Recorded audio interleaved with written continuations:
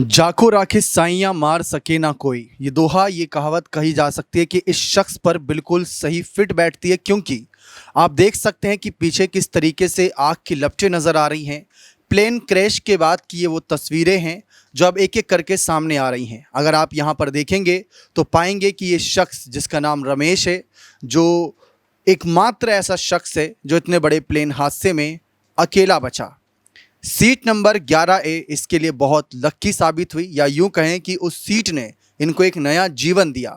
ये आप वीडियो देखें, इसके साथ ही कुछ और भी वीडियो थी, जैसे कि ये वीडियो जब हादसे से जब निकला था तो सामने आने के बाद ये कहीं ना कहीं आगे कैसे गए और एम्बुलेंस की तरफ जा रहे थे। इसके साथ साथ ये वीडियो तो आपको पहले ही दिखा चुके हैं हम कि कैसे प्लेन क्रैश हुआ था, उसके बाद जो बड़ा विस्फोट था कहीं ना कहीं, और ये काली चीज़ भी जो नज़र आई थी, इस पर भी बहुत से लोगों ने सवाल उठाए थे। लेकिन इस बीच यहाँ पर ये विस्फोट आप देख सकते हैं कितना खतरनाक, कितना भयावह, कितना दर्दनाक था। लेकिन अब रमेश की इस एक नई वीडियो ने चारों तरफ सनसनी मचा दी है। हर किसी का कहना है कि रमेश कैसे बचा, किसी चमत्कार से कम नहीं। और सबसे बड़ा सवाल, इस शख्स के हाथ में फ़ोन दिख रहा है, तो फ़ोन को लेकर अब सवाल उठने शुरू हो गए हैं कि आखिर इसके हाथ में फ़ोन क्या कर रहा था, क्या ये किसी से बात कर रहा था। क्योंकि बहुत से लोगों ने रमेश को लेकर ये आरोप लगाने शुरू करे कि कहीं ना कहीं साजिश को लेकर तमाम बातें रख रहे थे, साजिश को लेकर तमाम चर्चा हो रही थी। अब इस बीच चर्चा ये है कि रमेश के हाथ में ये फ़ोन क्या कर रहा था, उस वक्त ये किससे बात कर रहे थे।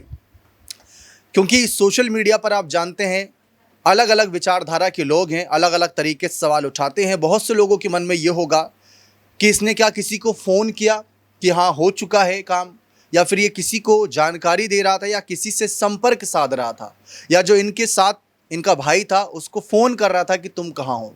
क्या था पूरा मामला। एक कटआउट है आर्टिकल का, वो मैं आपको दिखाना चाहूँगा कि फ़ोन किसको किया गया था इसके द्वारा। अगर आप यहाँ पर देखें तो रमेश के भाई नयन के अनुसार रमेश और अजय बिजनेस के सिलसिले में भारत गए थे। विश्वास पहले टेक्सटाइल कंपनी आरएमबी फैशन के डायरेक्टर थे। हालांकि ये 2022 में बंद हो गई थी। जब विमान रनवे पर था तो रमेश ने अपने अंकल को फ़ोन किया था। उन्होंने बताया कि हम जल्द ही उड़ान भरने वाले हैं। हालांकि कुछ ही देर बाद रमेश ने जब वीडियो कॉल किया तो उसकी हालत बेहद ख़राब थी। यानी रमेश ने अपने अंकल को फ़ोन किया था जब यहाँ पर खबरें सामने आई।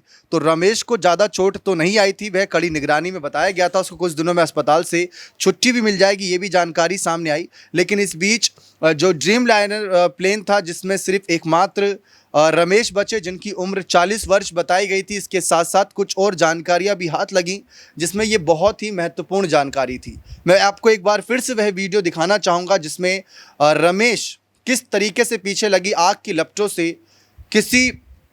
अगर आप देखें किस तरीके से ये बाहर निकले थे। वैसे तो ये पूरी वीडियो है, कुछ सेकंड की वीडियो, जिसमें आप देख सकते हैं रमेश कैसे यहाँ पर बाहर निकले और कैसे पीछे कितना धुआं, कितनी आग नज़र आ रही है। तो ये बचे कैसे इसमें से, मतलब ये किसी चमत्कार से कम नहीं अगर आप देखें। लेकिन इस नई वीडियो को लेकर पूरी दुनिया चर्चा कर रही है कि रमेश का इतनी भयंकर लपटों से बाहर निकलना किसी चमत्कार से कम नहीं।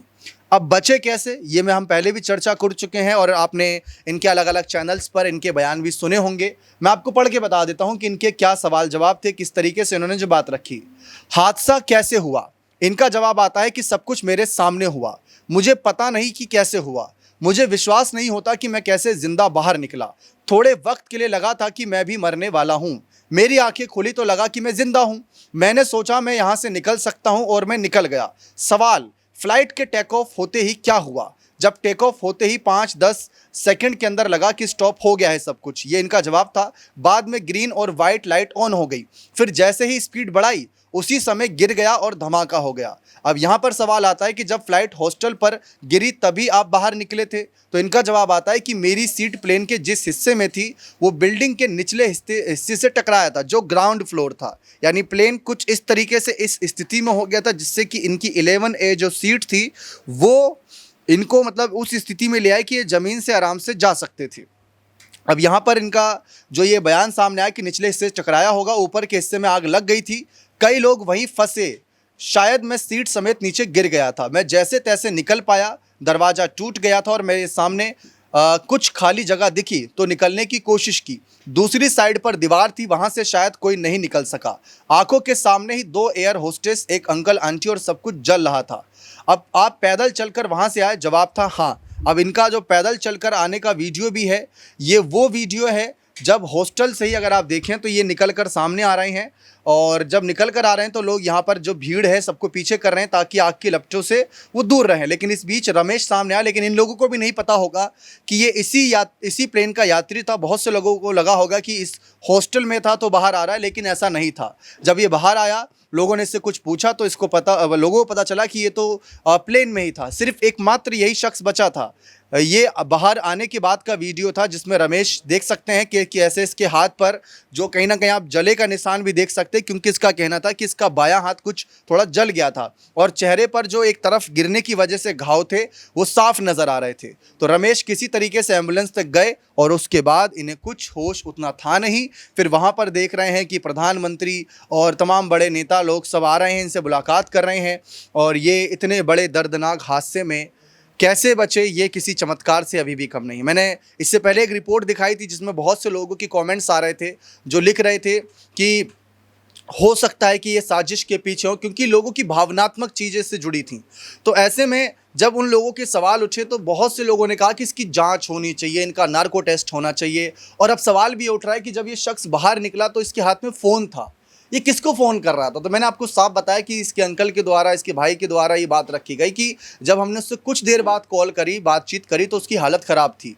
यानी कि वो कहीं ना कहीं अपने अंकल से ही बात कर रहा था, वैसा माना जा सकता है। बाकी तो देखिए सारी चीज़ें कहीं ना कहीं जांच एजेंसियों ने जब्त कर ली होगी, क्योंकि इनके फ़ोन पर भी कुछ ना कुछ सुराग मिल सकते हैं, सबूत मिल सकते हैं। सबूत इन द सेंस कि घटना का समय, किसको फ़ोन किया, क्या था क्या नहीं। तो हर किसी की संतुष्टि के लिए ये चीज़ की छानबीन होना बहुत आवश्यक हो गया है ऐसे समय पर।